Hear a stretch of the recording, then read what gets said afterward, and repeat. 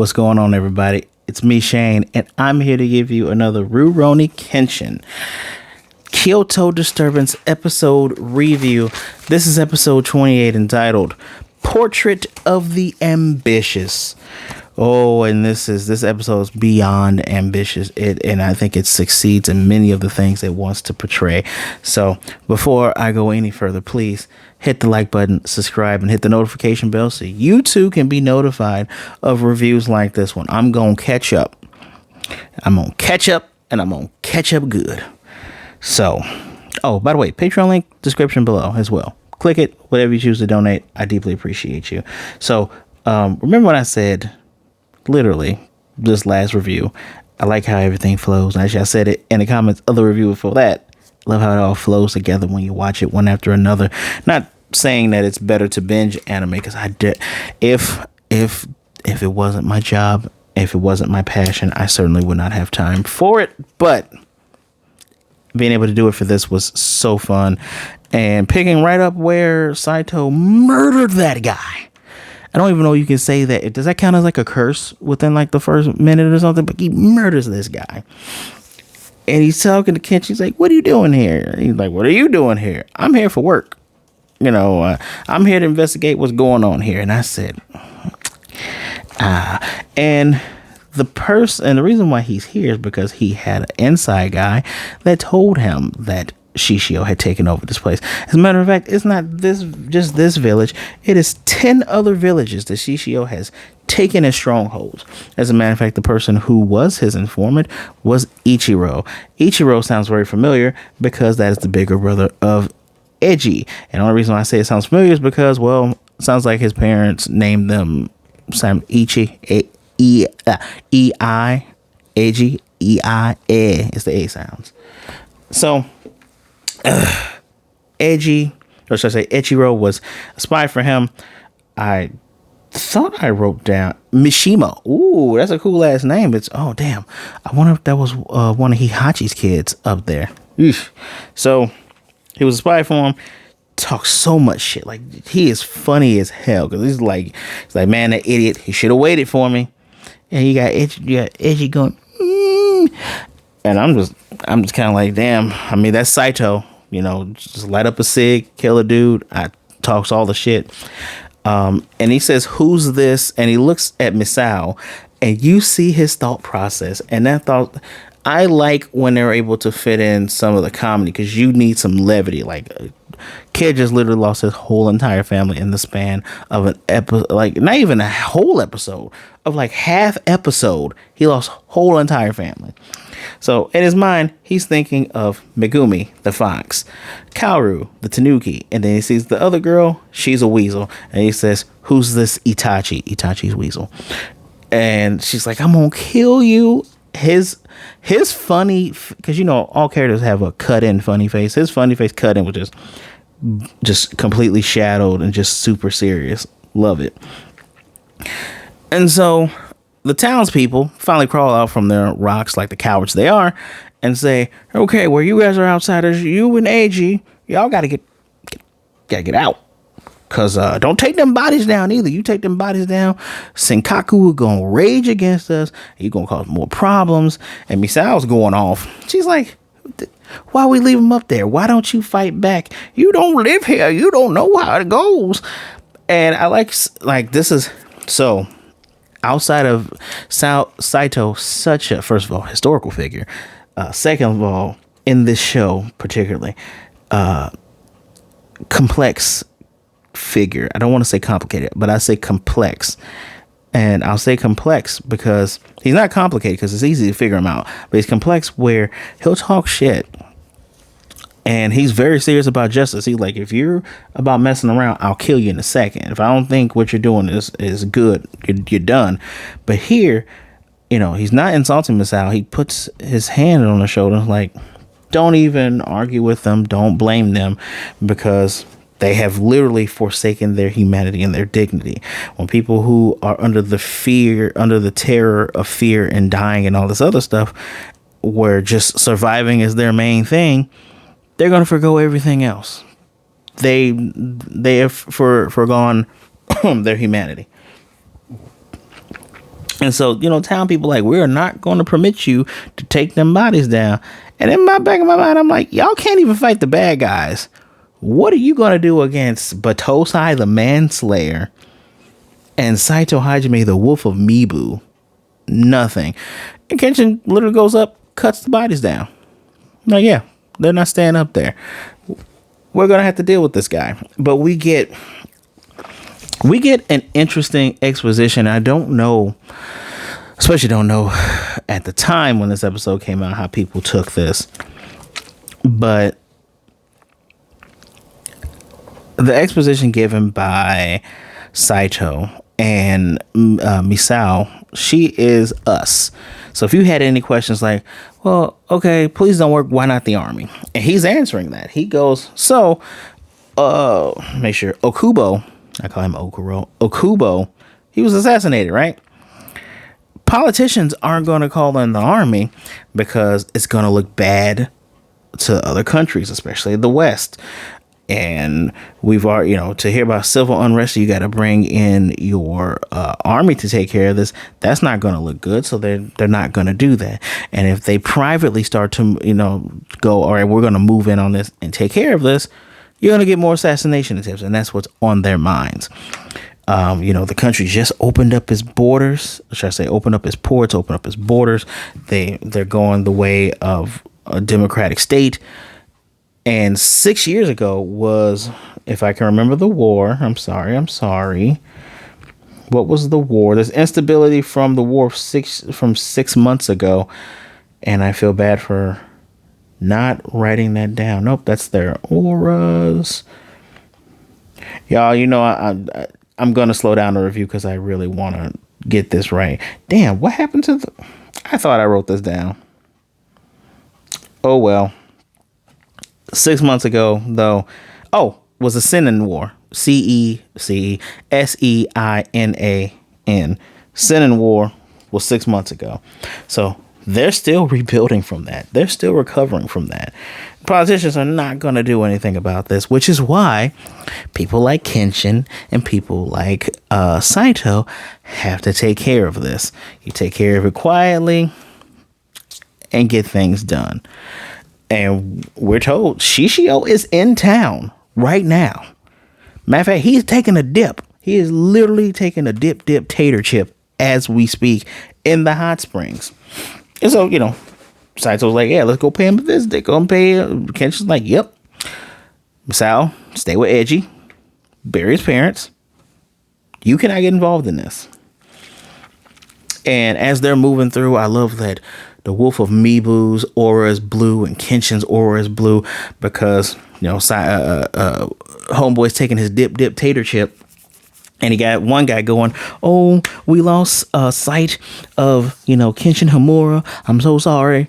And you got a bitch boy over here going, oh, well, you should be happy that, Lord Shishio has forgiven you, but you come back empty-handed again. I'm not going to forgive you. Middle finger. But you get a ninja coming up saying, yeah, cross-shaped scar guy, and a dude that's from the police is showing up. Yeah, so the first dude to say they lost him, and they just immediately say they didn't lose him. Almost seems a bit redundant there. I'll forgive it because of how information networks work, but whatever. So he's like, yeah, let's prepare them to come in. Bitch boy greets them, and he's like, hey, I'm not going to attack y'all, because Kenshin easily clocks his voice. Go, yeah, that's the dude that killed Okubo. Don't trust him. I'm not here to attack you. I'm just here to welcome you inside. And they go inside, and lo and behold, before them is the mummy himself, Shishio Makoto. And the tension is heavy as hell, because you think to yourself, oh, well, this is the big bad of the series. And look, it's very obvious that this is not where they're going to fight, but I am a big fan of your hero or heroes meeting the big bad, knowing already we got to take care of this person. Don't really know what he looks like, but we're going to take care of him anyway. And halfway through the journey, you meet the bad guy. And for some reason, there's going to be some reason for the bad guy to have to run away and abscond. And they got to catch up to him. I like that. It is one of the... I don't want to say trope, but it's kind of a writing trope. This one was done very, very well. He didn't run yet in this one. I got to get to episodes 29 and above, but I like it. And just the conversation is so funny because, especially if you know things about the Japanese language, because Kenshin's like Shishio Makoto, and Shishio's like, you could at least put an honorific at the end of it. Man, you're rude, senpai. And he actually calls Kenshin senpai several times, not just to his face, but behind his back, because Kenshin is his predecessor. And Kenshin's like, don't worry, the disrespect is mutual. Kenshin's done. He's over this shit. And Saito's coming in with the taunting too. He's like, hey, you cool with Batosai being right here close to your dude? I mean, he's just a half step away. Cut him. And bitch boy, I forget his name, Soichiro, literally goes, well, Mr. Himura would not do a sneak attack. That's not him. You would, though. And Saito's just like, all right. And so we get this explanation. Why are you here? Hot springs. Kenshin's like, you did all this for some hot springs? I'm kidding. Damn, I heard how serious you were. And Saito's like, don't let this man taunt you. No, he's literally here. Set up strongholds to move in on the Meiji government. And because I think Kyoto, is it the capital? Still the capital during this time? I think it's still the capital at this time. He's taking over Kyoto, but he's trying to move in on Tokyo, move in, dismantle everything. And he is, for lack of better words, to say he's like a jilted lover would be an understatement, because he said, yeah, those guys taught me something when, they burned me. And it's funny, they're all looking for a half dead man, and I'm scaring all of them, right? I did call him the devil when he calls him absurdly serious. He doesn't want revenge. He appreciates what they did. He said, trust leads to betrayal. Drop your guard and you'll be killed. Kill before you're killed. And these are the truths that he's learned or was reinforced. And he also says women will flock to a really good guy no matter what he looks like, as his concubine lady is all over him. Now, I want to just point out something here. This is a dude that will send his own men to be fodder to test Aoshi. He will send his dude Senkaku here to fight Kenshin just to see Kenshin's moves and how they work. This is not a person that believes in loyalty. So I don't know why bitch boy is loyal to him. They probably explained it in the original. I don't really care. I don't like him. And I don't understand why the concubine chick, I don't care about her name either, is there with him, because he says, I typed this out word for word, he don't believe in loyalty. Trust leads to betrayal. He gonna betray you once you are of no use to him, or like most villains, he's a hypocrite. There's still some people who he trusts to carry out things, and those will carry those things out very well. So, just important words. But Saito basically says, "Can you shut up already if you're not mad about it?" I'm tired of hopping all over Japan, because he's like, damn, shut up. He's like, shut up already, dude. All three of us lived in the same era of the Bakamatsu. You, senpai, and myself. If anything, we lived in such impassioned times. How could you not understand how I feel? Revere the emperor, defeat the shogun, exclude foreigners, open the ports. He said it was the first turbulent era in 300 years since the Sengoku era. You had the Satsuma, the Rasha, and the Koshu, all fighting and people getting killed every day. And he loved it.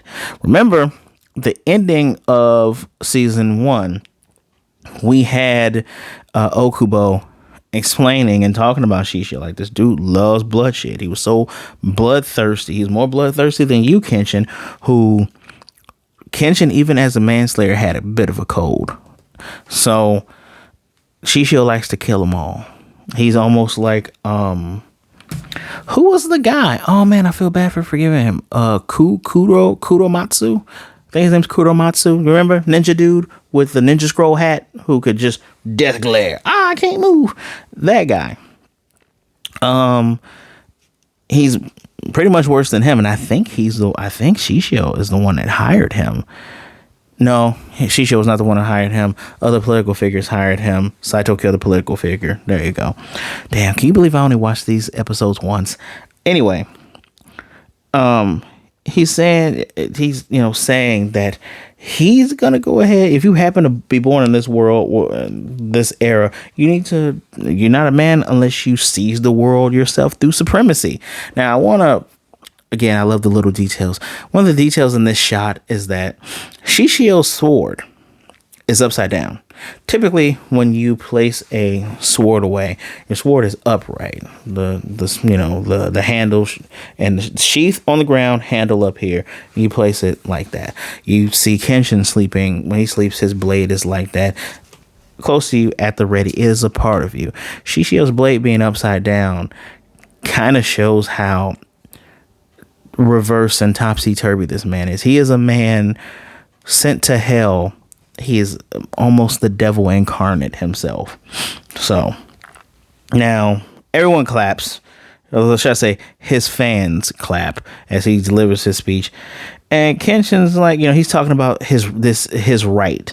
It is his, he was nearly assassinated, came back, he created unrest, and they're worried about the West. He even knows what's going on here, knowing that they're not going to do this. He's like, this is the right he brings to Japan to cause another disturbance and have the strong rule and be strong among all Japan, which is funny because there are, I don't call them extremists, but in Japan, there are political parties and people that feel like Japan has gone too soft in the eyes of the world, XYZ. This is kind of like almost a reflection of that. Now, Shishio, he seems to be strong as well because he has taken this solid wood pipe and, that I don't know what he's smoking. He tobacco, probably tobacco. Couldn't be opium because he don't look like an addict, but he crushes in his hands. And Kenshin goes, okay, but the bloodshed over your right. And he's thinking about Edgy's parents, thinking about Okubo, all the people that are hurt. Dude is taking over 10 villages. All the people who tried to live peaceful in this era. I can't let you shed any more blood for this right that you speak about. And so, Saito literally just, when punk ass boy asks Saito how's he feel about it, Saito just flat out goes, look, I'm not as idealistic as Kenshin, or should I say as Batosai, but it suits me to be more against Shishio than to be with him. All right, there you go. The battle lines have been drawn. Senkaku shows up out of nowhere. I know I've gone on and on about in this episode, and it's going to be a little bit longer than the other reviews I just done, but this episode was I like this episode a lot. If you can't tell, I'm wearing my Cowboy Bebop shirt for it. Man, Senkaku has one of I hate to call this a lazy design, but man, he looks like a generic Samurai Showdown character almost. He got a little cone head helmet.